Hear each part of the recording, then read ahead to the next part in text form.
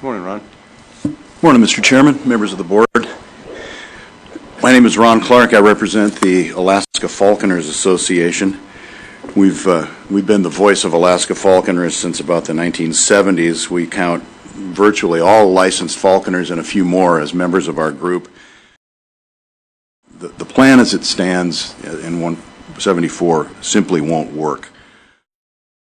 Try to lean back towards the biological implications. I mean, that's the bottom line here. We're all concerned for the long-term welfare of wildlife. And as we've said before, and I guess I'd like to take the opportunity to correct some previous testimony that the Alaska Falconers Association was claimed to have made a biological or conservation argument against it. We've never done that. We've never ever said there's a biological problem with taking raptors from the wild, as long as it's reasonable.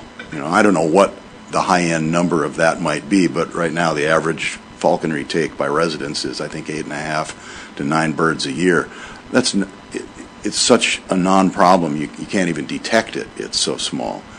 But if you go that other route, it's a problem. And I think what previous witness Baumhoff mentioned, once somebody has that permit in hand and has a legitimate reason to be in the field and say, oh, I'm just out here to get my one bird, there's no control. It's going to be very hard to enforce, whether it's a 5-mile corridor or, you know, 1 permit or 5 permits, however many. Once you got that piece of paper in your hand and you're in the field in Alaska, you can go anywhere you want. And as Witness Hall mentioned, put those birds in a carrier and call them parrots and walk them through the TSA. And I appreciate, Mr. Chairman, your desire not to get the TSA involved, but I've experienced the same thing.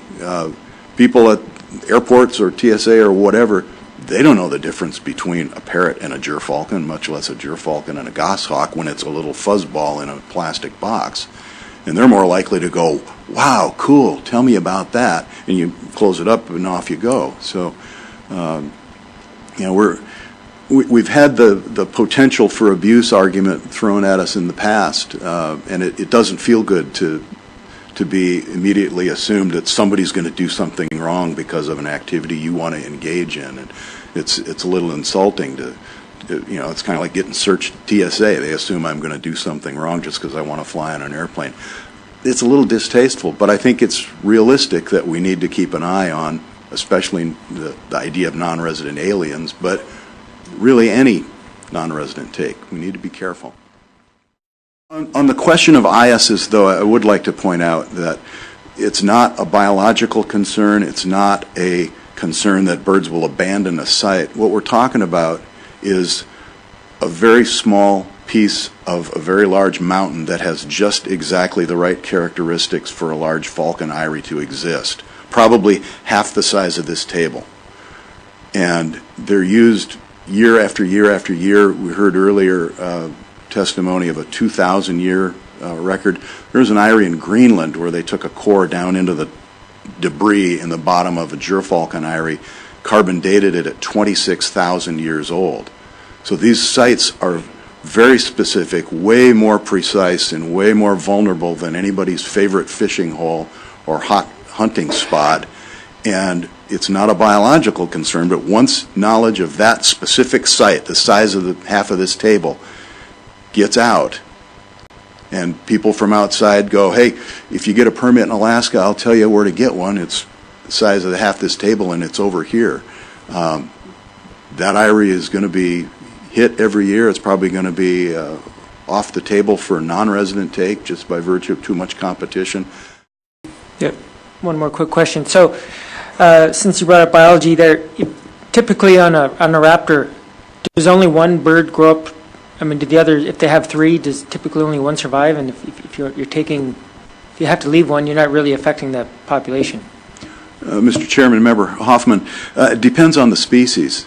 I did my master's research on sharp-shinned hawks, and they have 6, typically, 5 or 6 young, and eagles 1 or 2, and anywhere in between. Large falcons will have 2, 3, 4 sometimes.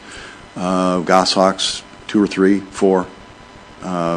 So leaving one in a nest or in an eyrie is usually not a big deal. But if somebody's coming all the way up here from East Japip wherever and has spent a lot of money and is looking at 4 birds in an eyrie, it's going to be really tempting to take more than the one you're allowed, and that's a concern.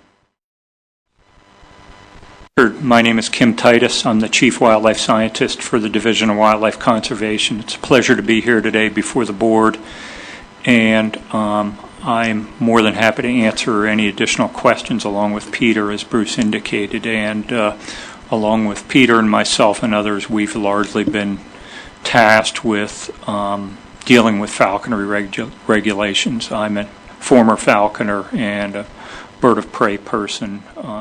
Expert of sorts. What do non-residents do now? I mean, have they been knocking at the door and saying, and then what are they told? What if? Through the chair, this is the first proposal that we've had formally for a non-resident take. And so what non-residents do now is they can't come to Alaska and acquire a bird and remove it from the state of Alaska. And we have fairly complex regulations for our resident falconers so that a resident falconer cannot take a bird and summarily transfer it to a non-resident through an export. In fact, the resident falconry community over the last 25 years has supported those complex regulations so that basically you can't have a resident go out in the field, get a bird, take it on their permit, and summarily transfer it out of state. So it can't do that. We have a number of intricate regulations for residents that in fact make that very difficult. I hope that helps you. That does a little bit, but do we have I'm trying to get an idea of what the interest is from out of state. Is there any other way that we know?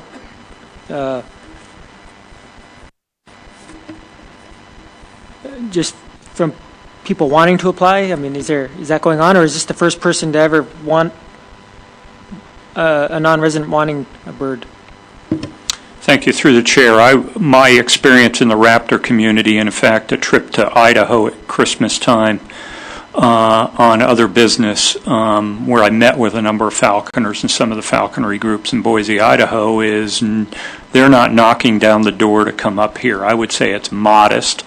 The largest falconry organization in North America, the North American Falconers Association, has never put a proposal requesting a non-resident take.